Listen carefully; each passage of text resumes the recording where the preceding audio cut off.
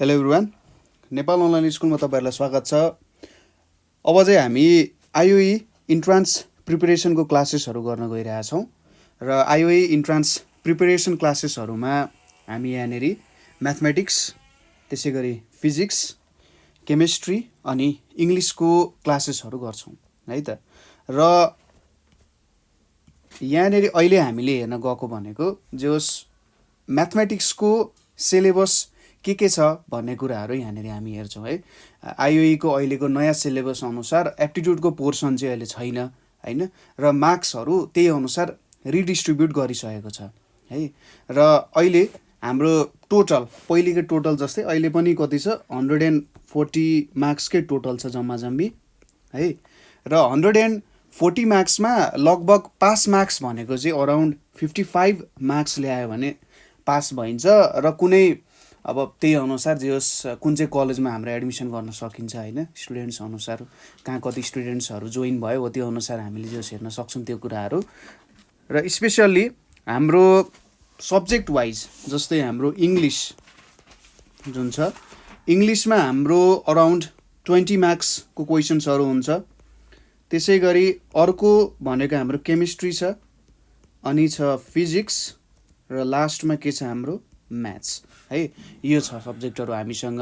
र केमिस्ट्रीमा 25 मार्क्स हुन्छ, 25 मार्क्सको वेटेज हुन्छ यसको।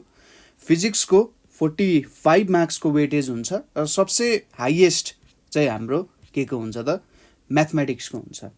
र यसमा 1 र 2 मार्क्सको क्वेसन्सहरू सोधिन्छ है।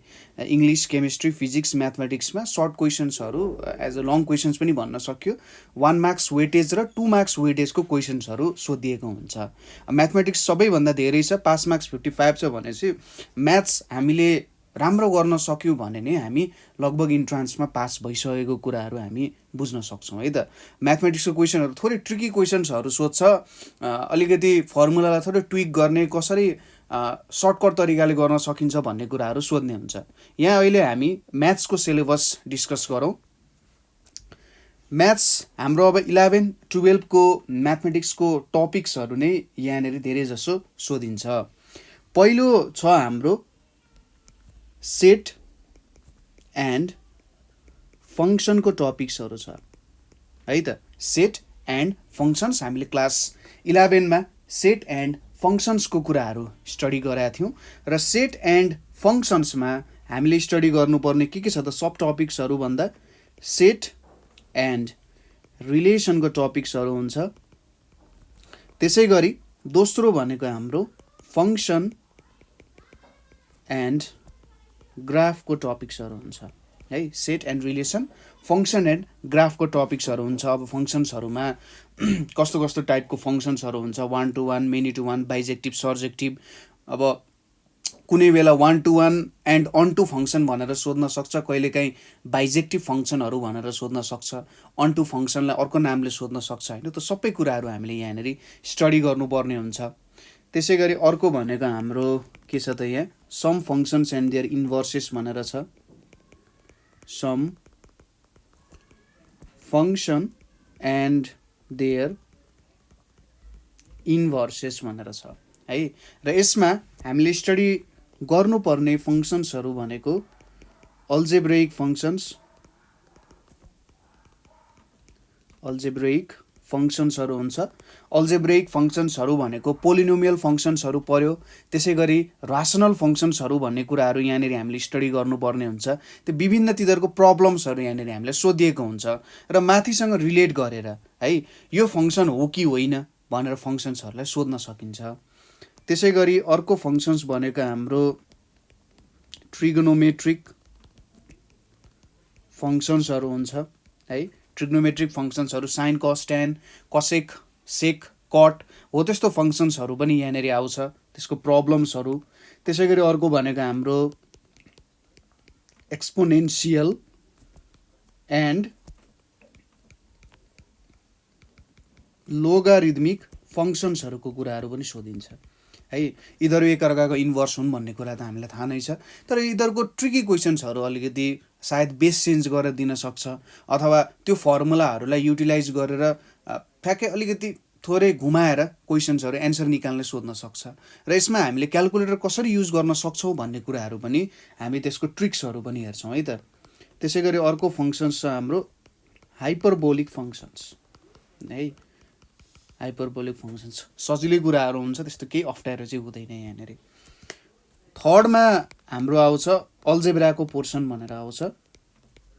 अब अल्जेब्राको पोर्सनमा के पर्छ होला त भन्दा एउटा भनेको हाम्रो कम्प्लेक्स नम्बरको कुराहरू आउँछ है। कम्प्लेक्स नम्बरको प्रब्लम्सहरू, कन्जुगेटको प्रब्लम्सहरू, आर्गुमेन्टको प्रब्लम्सहरू, त्यसै गरी पोलर फर्ममा सोधिएको क्वेसन्सहरू पनि आउन सक्छ है।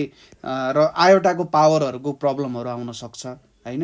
त्यसलाई हामीले छोटोभन्दा छोटो समयमा सल्भ गर्न सक्यौँ भने द्याट वुड बी बेटर होइन, किनभने हामीसँग धेरै टाइम हुन्छ अरू प्रब्लममा सल्भ गर्नको लागि।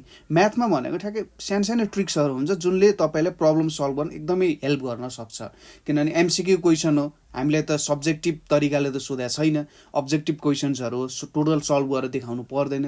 त्यही भएर सबैभन्दा छोटो समयमा कसरी एन्सर निकाल्न सकिन्छ होला भन्ने कुराहरू पनि हामी हेर्छौँ है त। कम्प्लेक्स नम्बरको कुराहरू आयो। त्यसै गरी क्वाड्रेटिक फङ्सन्सहरूको कुराहरू आउँछ।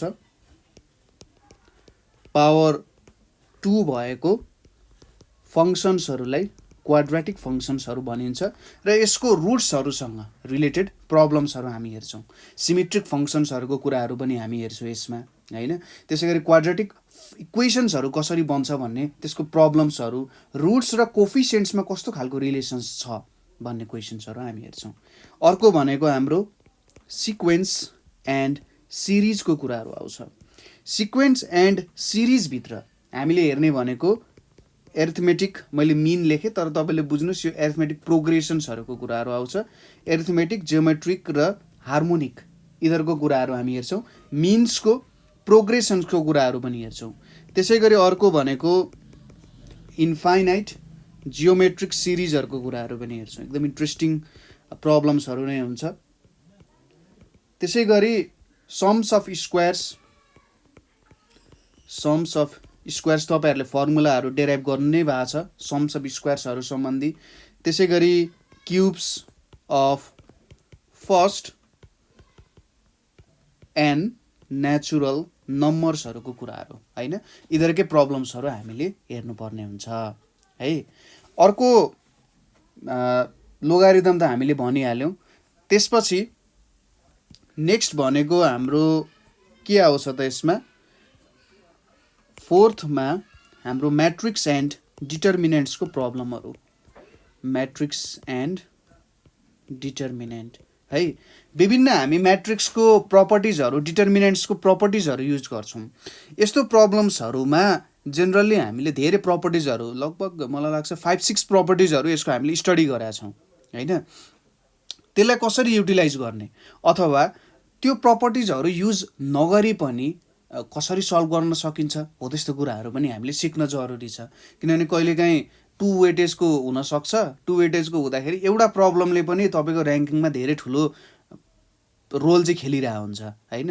2 मार्क्सले, 3 मार्क्सले, 4 मार्क्स, 5 मार्क्सले पनि तपाईँको ऱ्याङ्किङमा असर गर्छ। मलाई लाग्छ हाम्रो समयमा कस्तो थियो भन्दाखेरि जस लगभग 5-6 मार्क्स पनि होइन, 2-3 मार्क्सले नै 20देखि 30 ऱ्याङ्किङ अप डाउनै हुनसक्छ क्या, त्यस्तो खालको आउन सक्छ। त्यही भएर जति सक्दो धेरै प्रब्लम्सहरू चाहिँ हामीले सल्भ गर्नै पर्ने हुन्छ है। नेक्स्ट कुरा अर्को भनेको हाम्रो पर्म्युटेसन एन्ड कम्बिनेसन। पर्म्युटेसन एन्ड कम्बिनेसनको टपिक्सहरू एकदम इम्पोर्टेन्ट छ यो टपिकहरू है, र सजिलो पनि छ, त्यस्तो गाह्रो छैन। पर्म्युटेसन कम्बिनेसनभित्र हामीले अर्को सब टपिक इन्क्लुड गर्ने भनेको चाहिँ बाइनोमियल थ्योरम पनि यहीँनिर इन्क्लुड गर्छौँ। र बाइनोमियल थ्योरमहरूको प्रब्लमहरू तपाईँले हेर्नु नै भएको छ कतिको इम्पोर्टेन्ट छ भनेर। र यो प्रब्लममा धेरैजना स्टुडेन्टहरूलाई कन्फ्युजन भएको पनि मैले देखाएको छु है। बाइनोमियल थ्योरम र योसँग रिलेटेड प्रपर्टिजहरू, यसको कोफिसियन्ट्सहरूसँग रिलेटेड प्रपर्टिजहरू हामीले डिस्कस गर्नुपर्ने हुन्छ है त। त्यसै गरी अर्को भनेको आइहाल्यो हाम्रो ट्रिगोनोमेट्री। अब ट्रिग्नोमेट्रीको सिलेबस चाहिँ त्यत्रो ठुलो छ होइन, अलि हेभी सिलेबस छ नि है ट्रिग्नोमेट्रीको। ट्रिग्नोमेट्रीमा मैले ट्रिग्नोमेट्रीलाई टीले डिनोट गर्छु है, थोरै यहाँनिर फिजिक्सको फर्मुला लगाएँ मैले। ट्रिग्नोमेट्री हामीले ट्रिग्नोमेट्रीको फङ्सन्सहरूको बारे स्टडी गर्नुपर्ने हुन्छ। त्यसै गरी पिरियोडिसिटीहरूको बारेमा है एन्ड देयर ग्राफ्स, तिनीहरूले ग्राफ्सहरू कस्तो खालको ग्राफ्सहरू फर्मेसन गर्छ भन्ने कुराहरू। त्यसै गरी अर्को भनेको जेनरल सोलुसनहरूको बारे पनि स्टडी गर्नुपर्ने हुन्छ हामीले हैन, जेनरल सोलुसन अफ ट्रिग्नोमेट्रिक इक्वेसन्सहरू। त्यसै गरी ट्रायङ्गल सम्बन्धी हामीले स्टडी गर्नुपर्ने हुन्छ।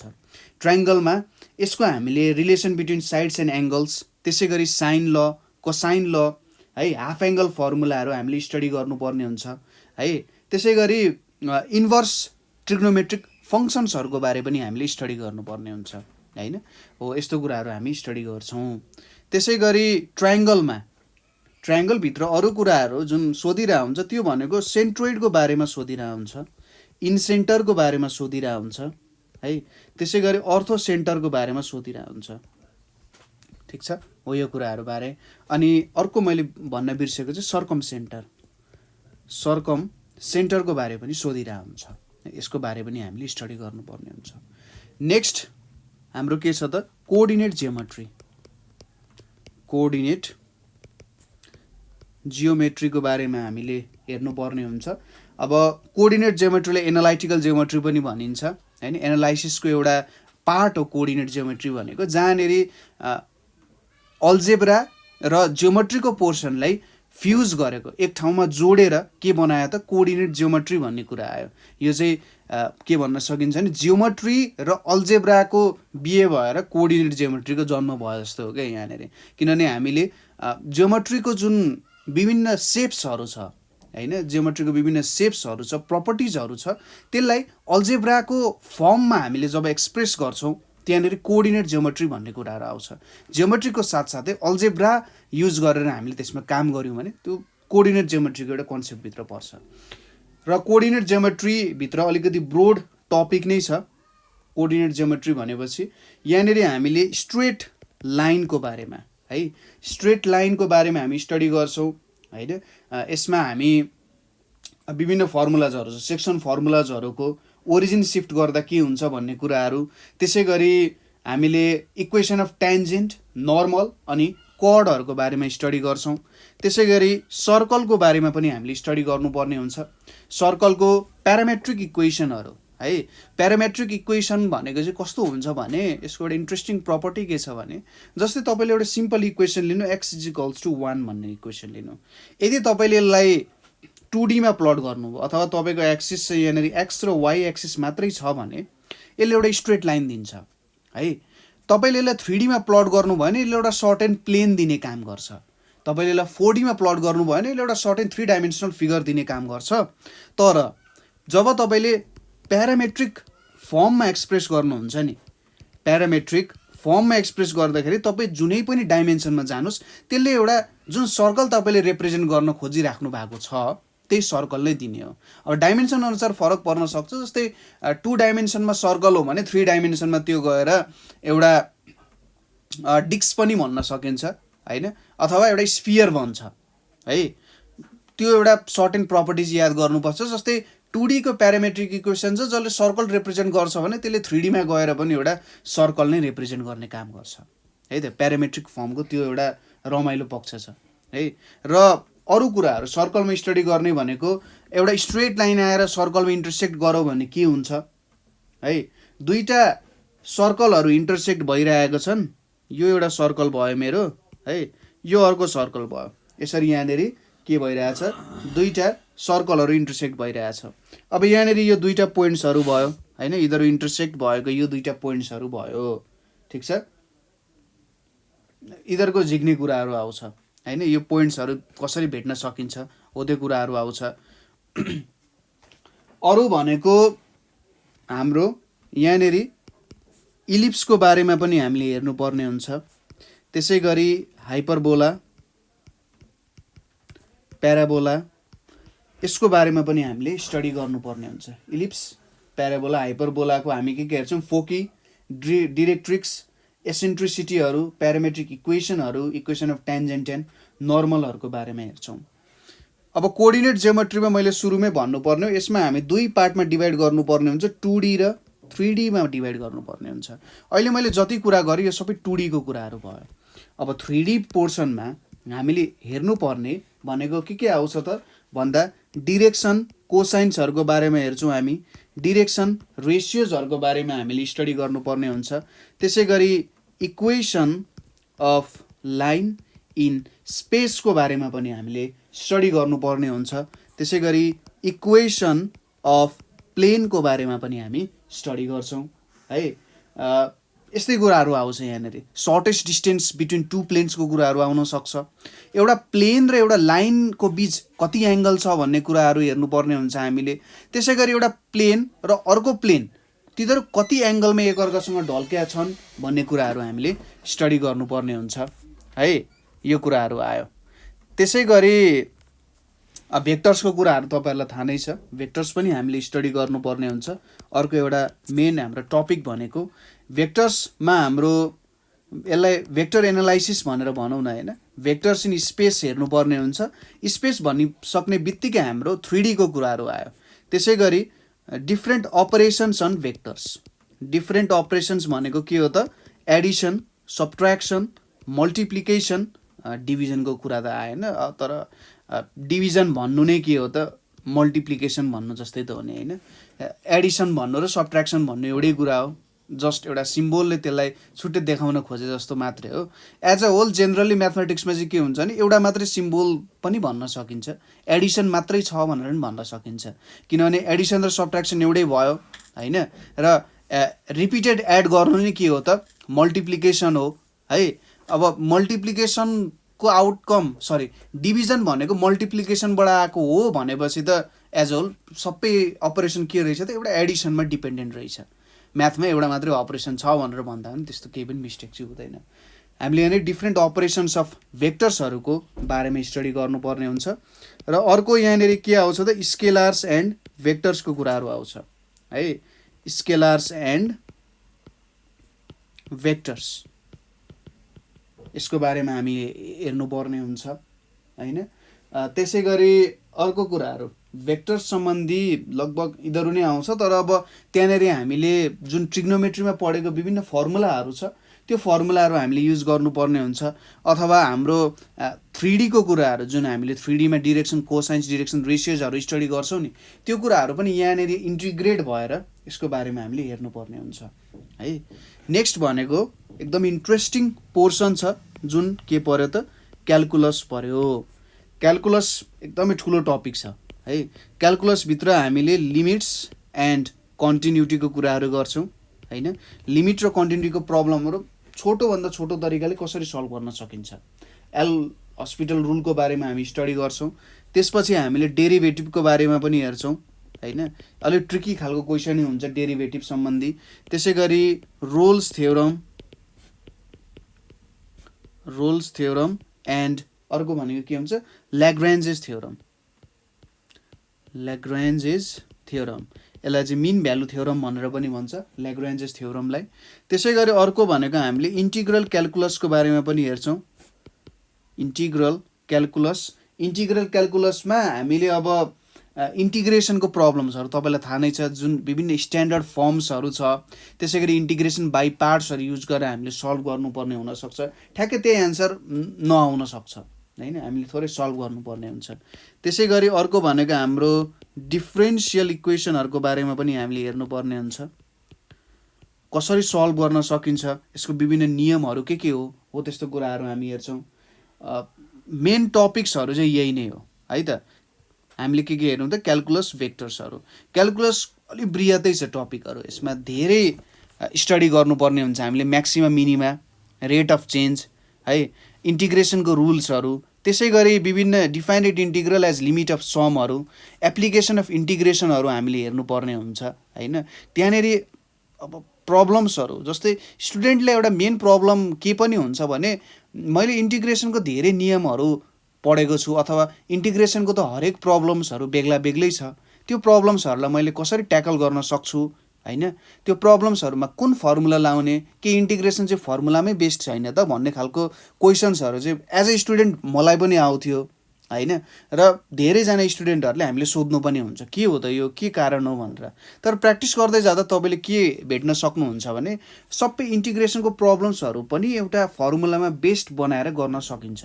त्यहाँनिर हामीले के कुराहरूलाई युज गर्नुपर्ने हुनसक्छ, एउटा स्ट्यान्डर्ड फर्मेटमा बनाएर हामीले त्यसलाई सल्भ गर्नुपर्ने हुन्छ।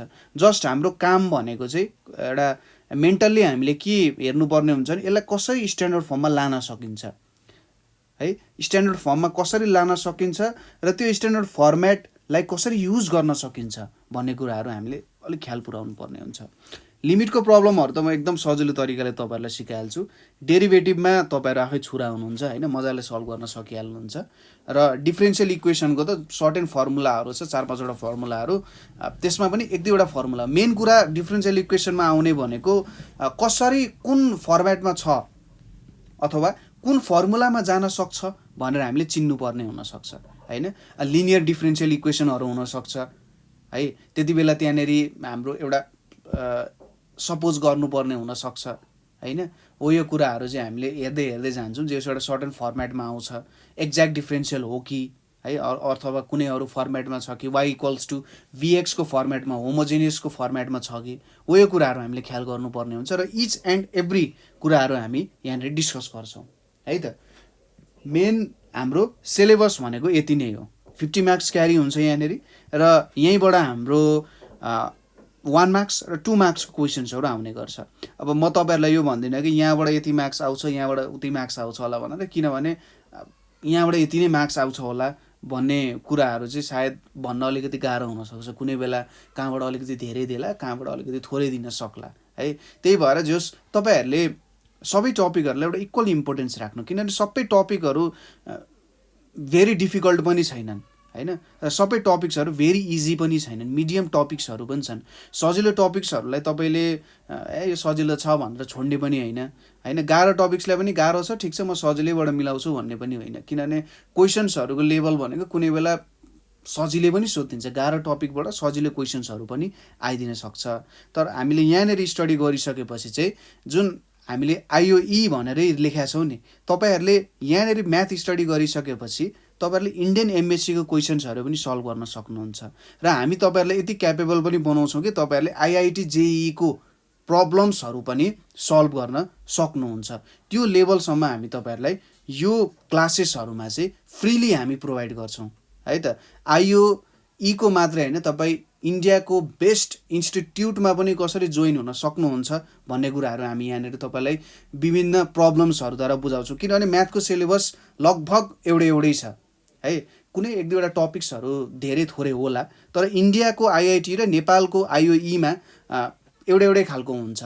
अलिकति त्यहाँको प्रब्लम्सहरू कस्तो हुन्छ भने थोरै ट्रिकी हुनसक्छ अथवा गाह्रो प्रब्लम्सहरू हुनसक्छ। नेपालको एउटा हेर्दाखेरि कम्पेरिजन गर्दाखेरि गाह्रो प्रब्लम्सहरू त्यहाँनिर हुन्छ, तर त्यहाँको प्रब्लम्सहरू र यहाँको मिक्स गरेर हामीले तपाईँहरूलाई एउटा कम्प्लिट प्याकेजको रूपमा हामी यसलाई प्रोभाइड गर्छौँ। र बिस्तारै तपाईँहरूले कुनै ठाउँमा बुझ्नु भएन अथवा कहीँनिर प्रब्लम भयो भने तपाईँहरूले सोध्न सक्नुहुन्छ है त। ल आजको लागि यति नै। कहीँनिर प्रब्लम भयो, बुझ्नु भएन अथवा केही अरू कुराहरू बुझ्न मन छ होइन, केयुलाई पनि यसले सफिसियन्टै हुन्छ, किनभने केयु र यसको एउटै हुन्छ। लगभग केयुमा चाहिँ एउटा एक्स्ट्रा टपिक भनेको स्ट्याटिस्टिक्सको टपिकहरू हुन्छ है, स्ट्याटको टपिक हुन्छ। स्ट्याटको प्रब्लमहरू तपाईँलाई अलिकति अप्ठ्यारो लाग्यो भने हामीलाई भन्न सक्नुहुन्छ। हामीले यदि स्ट्याटलाई कभर गर्न सक्यौँ भने हामी लास्टतिर स्ट्याटलाई पनि कभर गर्छौँ, तर त्यस्तो गाह्रो पोर्सन्सहरू हुँदैन। स्ट्याटमा रिग्रेसनहरूकै कुराहरू आउँछ, प्रोबेबिलिटीको कुराहरू आउँछ थोरै है, सजिलो तरिकाले तपाईँले सल्भ गर्न सक्नुहुन्छ है त। अरू केही क्वेरिज भए तपाईँहरूले हामीलाई nepalonlineschool.org मा गएर पनि भन्न सक्नुहुन्छ, हाम्रो वेबसाइटमा गएर, अथवा 9849595895 मा गएर पनि हामीलाई कल गर्न सक्नुहुन्छ, यसमा वाट्सएप गर्न सक्नुहुन्छ होइन, भाइबर ग्रुपमा मेसेज गर्न सक्नुहुन्छ है त। Thank you for watching.